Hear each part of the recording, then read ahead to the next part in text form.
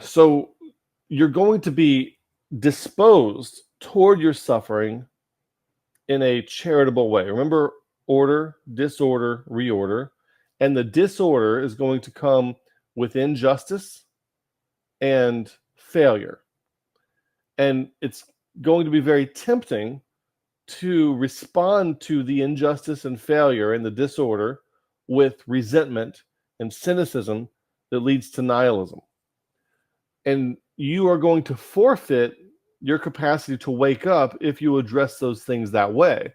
Thus, it is very important that you look forward, address your suffering with thanksgiving, with gratitude, and with a constructive attitude of moving beyond, getting better, moving forward. Now, where meditation is going to come in here, notice I'm going to have two different things, meditation, contemplation. Now, remember, as you see all these things kind of scattered across the screen, we're looking at these four things here, okay? Those are the four things that we're looking at, and I'm going to show you kind of how they look as they play out in your life. That's what this is for. So now maybe you're going to be involved in meditation. When you're meditating here, I'm going to use two different words, meditation and contemplation. Some people use them the opposite of how I'm going to use them here, and that's fine. Doesn't matter as long as you understand what I'm saying here. I'm using meditation as a clear the mind kind of thing. Stop the monkey mind, learn to discipline your mind, learn to budget your mind to only occupy itself with that which you tell it to occupy itself. Being able to control the mind is a very powerful tool that you need to have in your arsenal. Part of clearing the mind also is wiping away all the shared fictional paradigmatic things that are just Dungeons and Dragons and Jumanji that aren't really real. Realize what they all are and learn how to let go of them. So we're going to meditate in a way that clears the mind of all kinds of paradigms like that, okay? And stop the monkey mind, learn to control the mind, have a still mind. Be still and know that I am God. Still your mind. Now later on, we're going to do contemplation, and contemplation is where you take a truth that you learned and contemplate on how to see that and how to envision that and what it means and how it plays out. You might do some envisioning practices like we've talked about recently about zooming out. I'm going to zoom out geographically and see things. I'm going to look at my neighborhood and then my city and then my state and then zoom out and see the country and zoom out and see the planet and zoom out and see the solar system and then zoom back in to give me a grounding and a sense of kind of where I am with things geographically. Now I might do this with time too. Zoom out to see where you are, what's ahead of you, what's behind you. Practice seeing what's behind you, what has already passed, and practice seeing yourself in the scope of what is likely in front of you. You say, well, I can't see what's in front of me. I can't envision that. Start practicing about what it's going to look like based on what we know from the past and based on maybe a trajectory of mankind continuing to move up aggregate levels of consciousness as we go, because that could do things as well. Watch how we're thinking about things. We don't want to go to magical thinking for causality. So now I'm going to meditate. I'm going to clear my mind of all paradigms, right? Now, the ego death here. The ego death was prompted back here with the catastrophic event that had aspects of failure and injustice. It was prompted back there. If you attend to it correctly, you can have an ego death. And when you have the ego death, that is when you can have a waking up cycle. Now, I say it's a cycle. The reason I say it's a cycle is because the wake up cycle, wake up, grow up, clean up, show up cycle should be happening repeatedly in your life, okay? Should be happening repeatedly in your life. Now, after you wake up, now you're going to be doing another practice. Now you're going to meditate. You're going to spend some of your time meditating where you're, again, clearing your mind of all paradigms, calming the monkey mind, learning how to control your mind. But now you have a new level of awareness, okay? So now you're doing it at that new level of awareness, and now you have to grow into the capacity that is demanded by that higher level of awareness. Kind of like when you get promoted, you should be operating at a higher capacity level. I used to be able to be in charge of 10 people. Now I'm promoted. I can be in charge of 50 people. Well, can you? You better grow into it, okay? And so it took you time to reach the level where somebody was willing to promote you and say, yeah, I think they can see what they need to see now. Now let's see if they can do what they need to do to match what they can see, what I think they can see. Now you're also going to contemplate things. As I'm using the word here, you're going to take what you saw when you woke up, when you had a waking up cycle. You're going to take what you see now, what you perceive now, and you're going to practice seeing that in all kinds of scenarios. Okay, if you have a new understanding of the relatedness between things, imagine going to social events and being aware of that relatedness while you're dealing with people and talking to them and interacting with them. Whereas before, you might be egoic. I might be thinking, man, I can't wait to tell these people that I got promoted, or what my kid did out deer hunting. I got a 14-point buck. And you just might be thinking of all this stuff, all this garbage that you want to come out of your mouth, all the stuff you want to say. But you want to practice actually putting that to the background, try to work on manifesting, and don't use that in a new age sense, but bringing to the forefront the new capacity for envisioning that you have.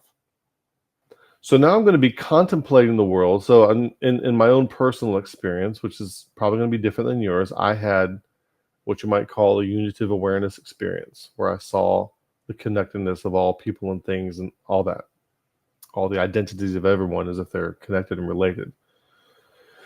And I've talked about this in other videos, so I'm not going to get into it here, but I've had about 3 episodes since the first one, and 2 of them, the first 2, were very quick, very fast, very momentary, like less than 10 seconds each. Whereas 2 that happened after that have been like slow burn raises in consciousness and awareness of this same thing that sat with me for multiple hours in one day, and then would kind of calm back down and kind of feel normal like it was before.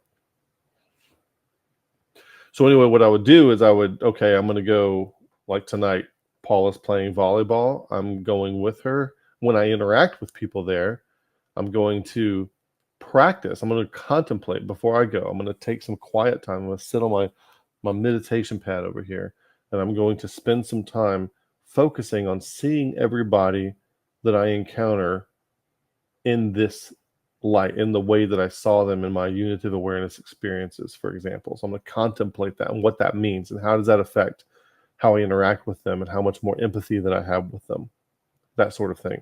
Another thing you might imagine.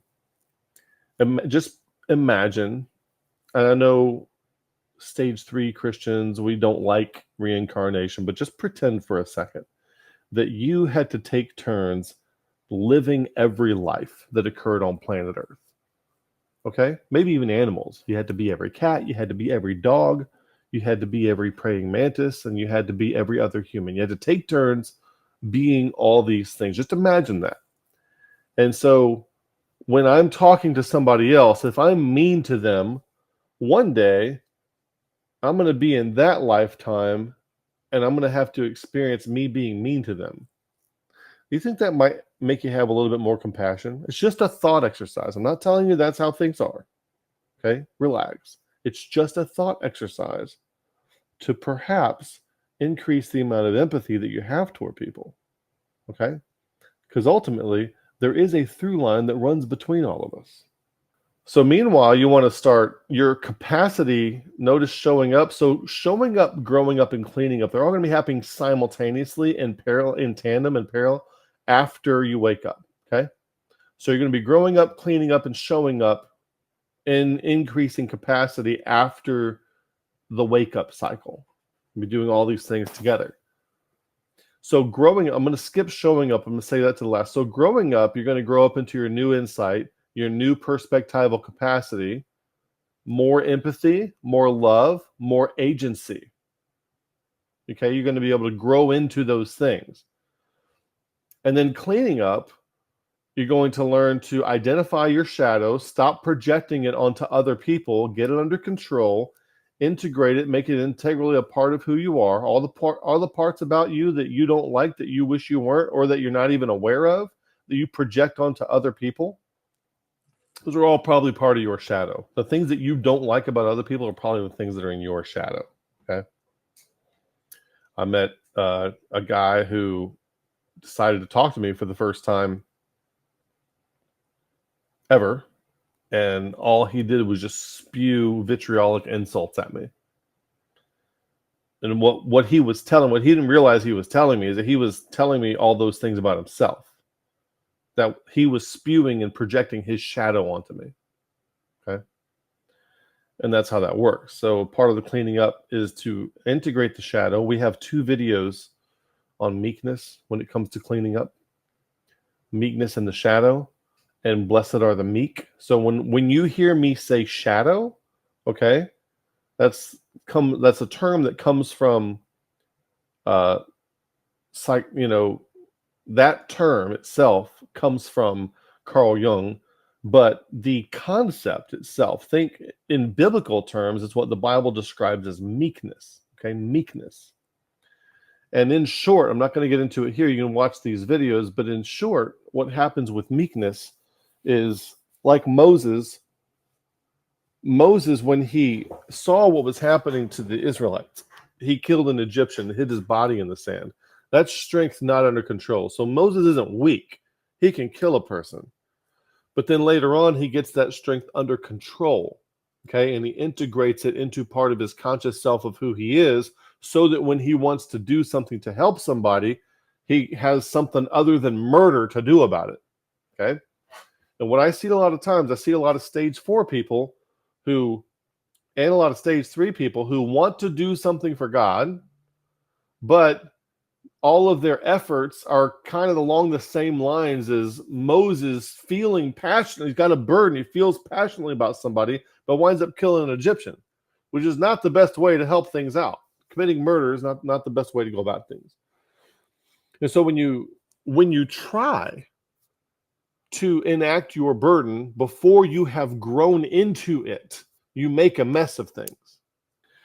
So when I say integrate the shadow, the biblical terminology for that would be to increase in meekness. All right. And those things, you can't just increase in meekness. Integrating the shadow is really insightful, really helpful way to increase in meekness. It's very essential.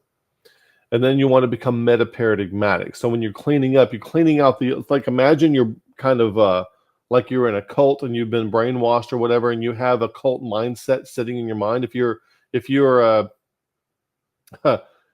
an evangelical Christian in America, it's just as bad as a cult mindset. And it's probably a subject for a whole nother video. But you need to get all that paradigmatic thinking, all that systematic theology, all that statement of faith, all that stuff needs to go. It all needs to go as part of your cleanup cycle. Okay, so you're growing up, you're cleaning up, and then eventually what's going to happen, hopefully, is that you show up. In other words, the authentic self that's buried under all the stuff that wasn't grown and wasn't cleaned out and all that, and your egoic attachments, getting rid of those egoic attachments is going to be part of your cleaning up as well. And then the authentic self that's really you can show up in greater capacity. So that grown up, you grew into new perspectival capacity, empathy, love, and agency. Now you can show up with that. You can bring that to the table when you're engaging with other people or joining in on a task along with other people. Now you have that to bring to the table, which you did not have before.